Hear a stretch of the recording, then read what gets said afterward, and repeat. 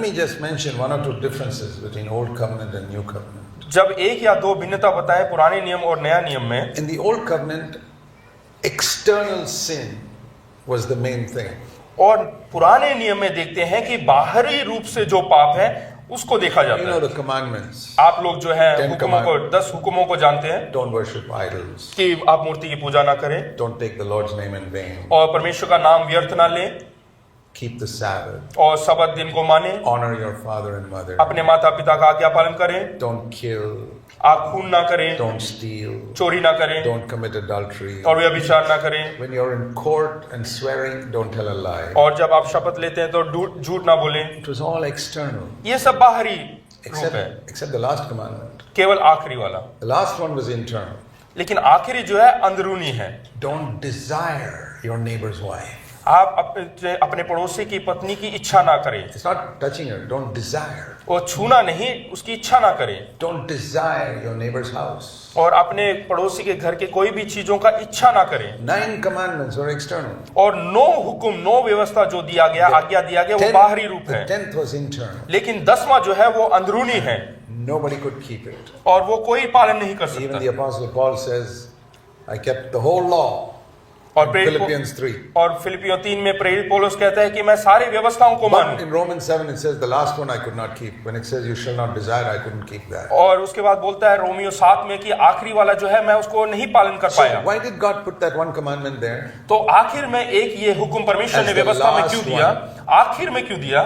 So that how many people will come all the way to the last one and pretend that they are keeping everything? कि सब करते हुए आखिरी में जब वो पहुंचते हैं तो वो दिखावा करेंगे कि हाँ हम सब Because हुक्मों का पालन कर रहे The हैं, other 9 you can find out. क्योंकि आखिरी जो पहले 9 है वो तो हम ढूंढ सकते हैं, If somebody worshiping idols or killing or adultery, you can find out. क्योंकि वे विचार कर रहा है, खून कर रहा है, चोरी कर रहा है, ये हम पकड़ सकते But हैं। how in the world can you find out if somebody is desiring his neighbor's wife or his neighbor's house? लेकिन दुनिया में आप किस प्रकार से पकड़ सकते हैं कि कोई लोग अपने पड़ोसी की पत्नी की इच्छा रखता There हो, was absolutely no way for anybody to और find out. कोई भी ऐसा मार्ग नहीं है जब आप ढूंढ सकते हैं। God kept it there just to check who are the hypocrites. तो वहां पे परमेश्वर ने रखा है कि ढोंगी लोगों को पाने And ढूंढने most के of the लिए, Pharisees were hypocrites. और ज्यादातर फरीसी लोग वो ढोंगी थे, They say, yeah, we're keeping the law.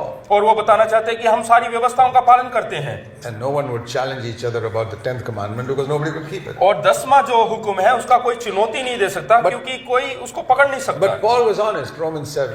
लेकिन पौलुस जो है वो He says, 7वें वचन में, when रोमियो 7 में ईमानदार when है, I read that last commandment, I discovered. और वो आखिर में कहता है कि मैंने खोज कर लिया है। He says, I discovered, I want to read that verse to you, Romans 7. हाँ, रोमियो 7 जो है मैं आपके लिए पढ़ना चाहता हूँ। He says, I discovered verse, the last part of verse 7, when the law said you shall not covet. और यहाँ पे आखिर Verse में 7, the last part of verse 7. हाँ, यहाँ पे 7 के आखिर में व्यवस्था यदि ना कहती कि लालच मत कर तो मैं लालच को ना जानता। But sin, verse 8, produced in me all types of desires. और यहाँ पे 8 में लिखा है परंतु पाप ने अवसर पाकर आज्ञा के द्वारा मुझ में सब प्रकार का लालच उत्पन्न किया। Not only I lusted after my neighbor's wife and neighbor's house, I lusted after so many other women as well. और वो ये नहीं कह रहा कि ना केवल मैंने अपने पड़ोसी की पत्नी और पड़ोसी के वस्तुओं की नहीं, लेकिन बहुत अधिक चीजों का भी मैंने लालच किया है। He's honest. और वो ईमानदार है। God said, there is an honest man. तो परमेश्वर ने कहा देखो यहाँ पे एक ईमानदार व्यक्ति I है will lead him into the new covenant. और उसको मैं नए नियम में लेकर चलूंगा। Do you know what is the first thing God requires from you? क्या आप जानते हैं कि परमेश्वर सबसे पहले क्या चाहता है? It's not holiness. और ये पवित्रता नहीं, It's honesty. और ये वफादारी या ईमानदारी। You know what is the sin that Jesus condemned the most when he was on earth? क्या आप जानते हैं कि परमेश्वर ने सबसे ज्यादा कौन से पाप को दोष लगाया? It was not adultery. ये व्यभिचार नहीं। The woman caught in adultery, he said, I forgive you, don't do it again. और जो व्यभिचार में पकड़ी गई स्त्री को परमेश्वर ने कहा कि मैं माफ करता हूं, तो आगे से मत करना। Not because it's not serious. It is serious. ऐसा नहीं कि ये कोई गंभीर पाप नहीं है। It is serious. That's why he said, don't do it again. हाँ, ये गंभीर पाप है, इसलिए उसने कहा कि आगे मत करना। Not even murder. The murderer on the cross, he said, you'll come with me to paradise. और खून भी कोई बड़ा पाप नहीं, क्योंकि खूनी को कहा कि आज तू मेरे साथ होगा। Which is the biggest? सबसे बड़ा Adultery and murder are serious sins. There's no doubt about it. और व्यभिचार और चोरी जो है बहुत गंभीर पाप है। But there's one that Jesus condemned more than anything else, लेकिन एक ऐसा पाप है जो परमेश्वर प्रभु यीशु मसीह ने सबसे ज्यादा दोषी ठहराया which is not in the 10 Commandments, और वो 10 हुक्मों में नहीं है which is hardly mentioned in the Old Testament. और पुराने नियम में वो कहीं पे लिखा भी नहीं गया। You know what that sin is? क्या आप जानते वो क्या है? Hypocrisy. वो है ढोंगीपन। And the word hypocrite in English is a Greek word actually. It's not an English word. और जो ढोंगीपन है वो अंग्रेजी लफ्ज नहीं है, शब्द नहीं है, वो ग्रीक है, यूनानी है। Unfortunately, they did not translate that word. They just put it the same way as it is in Greek, hypocrite. और उन्होंने जो है उसको जो है तर्जुमा नहीं किया, लेकिन वैसा का वैसा लिख दिया। Like baptism. Baptism is another Greek word. जैसे कि बैप्टिज्म है, बपतिस्मा है, वो भी एक यूनानी They were लफ्ज है। afraid to translate it because it will disturb all the child baptism people. क्योंकि उन्होंने इसलिए उसका तर्जुमा नहीं किया क्योंकि जो बच्चों को बपतिस्मा देते हैं वो लोग परेशानी में पड़ जाएंगे। Baptism in Greek means immersion. That's what it means. और बपतिस्मा का मतलब है डुबाना, They didn't translate it. लेकिन उसका तर्जुमा नहीं किया। And most Bibles don't translate it today also because most Christians won't buy that Bible there. और आज भी उसका तर्जुमा नहीं करते क्योंकि ज्यादातर मसीह लोग नहीं खरीदेंगे नहीं तो उसको। Hypocrite means actor in Greek. और जो ढोंगीपन है इसका मतलब है दिखावा करना, एक्ट करना, You know, today नाटक करना। in Greece, if you ask somebody in Greece 2000 years ago in the land of Greece, अगर जो आप ग्रीस में वहां पे कोई अगर जो 2000 साल पहले पूछते हैं where can I meet all the hypocrites? कि मैं ढोंगी लोगों को कहाँ मिल सकता हूँ, You say, go to the theater, and the drama theater, all the hypocrites are there. तो वो बोलेंगे नाट्यालय में जाएं जहाँ पे नाटक होते हैं, थिएटर्स वहां पे मिलेंगे। I mean, today we say go to the church, but those days they say go. और आज बोलेंगे कि ढोंगी नाटक करने वालों को मिलना है तो कलीसिया में जाओ। But those days they said go to the theater. हाँ, उन दिनों में वहां पे थिएटर में बेचते थे। So the word Jesus was telling them was, don't be actors. यहाँ पे प्रभु यीशु मसीह कहना चाह रहा है कि आप नाटकबाज ना बने। That is the meaning of hypocrisy. और वही अर्थ है He ढोंगीपन का। condemned it like anything. और उसने सबसे ज्यादा उसी को ही दोषी There's माना a है। whole chapter on it in Matthew 23. और मत्ती रचित सुसमाचार 23वें अध्याय में पूरा एक किताब लिखा And गया what है। is the thing he's telling them? और वो उनको क्या बताना चाह You रहा है? clean the outside of the cup, but the inside is all dirty. और वो बोल रहे हैं कि बाहरी रूप से तो बिल्कुल साफ सुथरे हैं लेकिन अंदर पूरा मैल है, गंदा है। When you clean a cup in your kitchen sink, जब आप अपने रसोई घर में अपने बर्तन धोते हैं या कप धोते हैं, aren't you more careful to clean the inside क्या- rather than the outside? क्या आप अंदरूनी भाग ज्यादा साफ करते हैं क्या नहीं? We hold a cup with our hands, but we won't put our finger inside. हाँ, हम कप को जो है बाहर से ऐसे पकड़ते हैं लेकिन अपनी उंगली अंदर नहीं डालते। Even when you give a cup to somebody, even an honored guest, you hold it in your hand and give it. या किसी सम्मानित व्यक्ति को जब आप पानी देते हैं तो बाहर से पकड़ कर देते हैं। And all the germs from your hand are going to the outside of the cup. और जितने आपके हाथ के मैल या कीटाणु है बाहरी हिस्से में लगता है।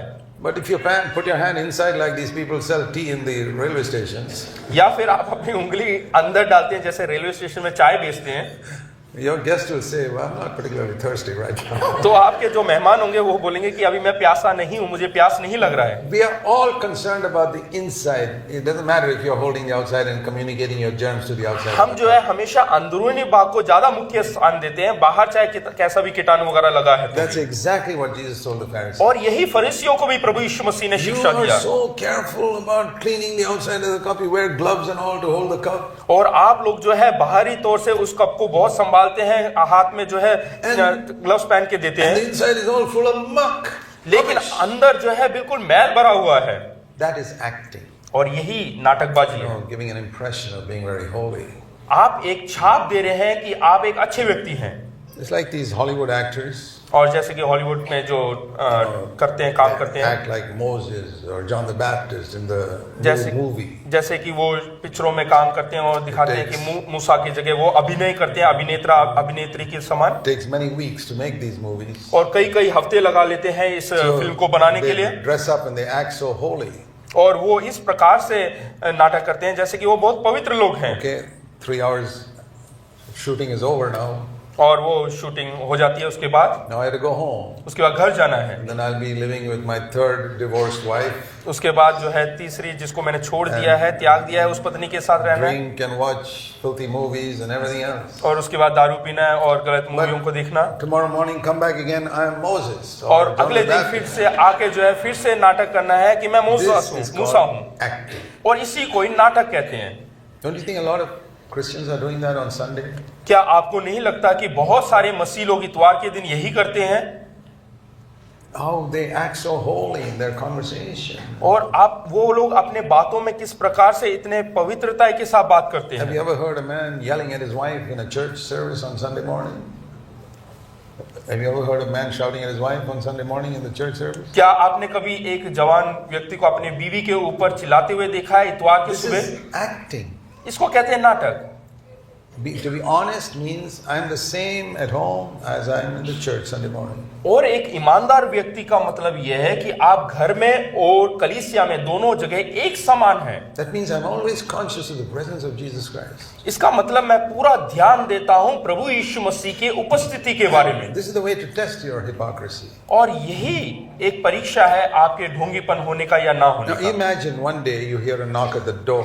ऐसा सोचिएगा कि आपके दरवाजे पे एक दिन खटखटाहट की आवाज आती You है open the door और आप दरवाजा खोलते हैं and Jesus himself is standing there. और प्रभु यीशु मसीह स्वयं बाहर खड़े हैं And he says, I want to spend 3 or 4 days with you. और प्रभु यीशु मसीह कहता है कि 3-4 दिन मैं आपके साथ बिताना चाहता हूं। What will you say? क्या आप क्या कहेंगे? Come right in, Lord. हाँ, आइए प्रभु जी। And you'll prepare the best guest room for him. और उसके लिए सबसे अच्छा मेहमानगिरी दिखाएंगे, नवाजगिरी दिखाएंगे, अच्छा कमरा तैयार करेंगे। If you don't have one, you'll vacate your own bedroom and give it to him. और आपके पास अगर जो कमरा नहीं है तो आप अपना कमरा खाली करके उसको दे You देंगे will buy the best food and give it to him. और सबसे बेहतर फल उसके लिए खरीद के देंगे।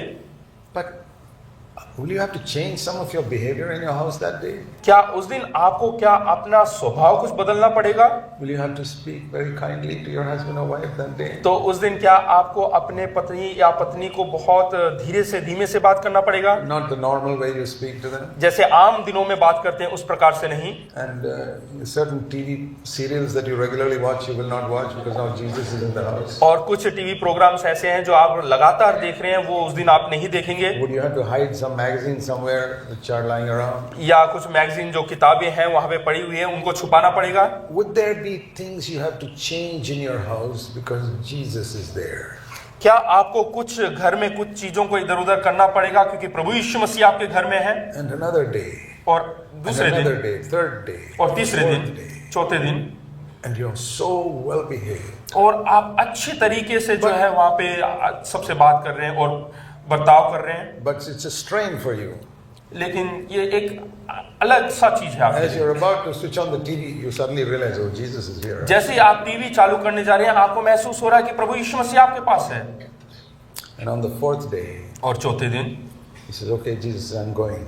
और आप बोलते हैं कि यीशु कहता है कि मैं जा रहा हूँ। Of course, you'll say nice words to him. We're so glad to have you and all that. It's great to have you here. हाँ, आप अच्छे अच्छे लफ्ज का इस्तेमाल करेंगे कि हम बहुत खुश हैं कि आप हमारे घर में आए, ये सब बातें And when कहेंगे। he goes away, जब वो जाएंगे what will you say? आप क्या कहेंगे?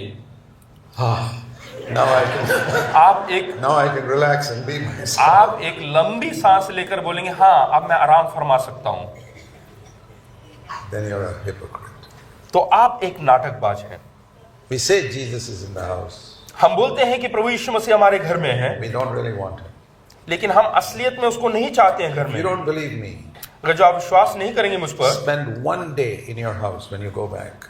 आज आप जो है एक दिन वापस जाने के बाद उसके साथ बिताएं Husband and wife remind each other. और पति पत्नी जो है एक दूसरे को From morning till night, सुबह से लेकर शाम तक you imagine that Jesus is physically there in your house. आप इस प्रकार से सोचे कि प्रभु यीशु मसीह शारीरिक तौर से आपके घर में मौजूद है। If one forgets, let the other remind. अगर जो एक भूल जाता है तो दूसरा उसको याद दिलाए Ask your children to remind you. और उसके बाद अपने बच्चों को बोले कि मुझे याद दिलाए Jesus is here. प्रभु यीशु मसीह आज हमारे बीच में है। How will you do? How will you live that day? तो उस दिन आप किस प्रकार से जीवन जिएंगे? What sort of movies will you watch? किस प्रकार के फिल्म आप उस दिन What sort देखेंगे? of books will you read? किस प्रकार की किताब आप पढ़ेंगे? Will you remember to read your Bible that day in the morning? क्या उस दिन आप याद रखेंगे कि सुबह बाइबल पवित्र कलाम पढ़ना है, Which you don't normally do. जो कि आप साधारण तौर से नहीं करते हैं? Ask yourself, just for one day, test it out.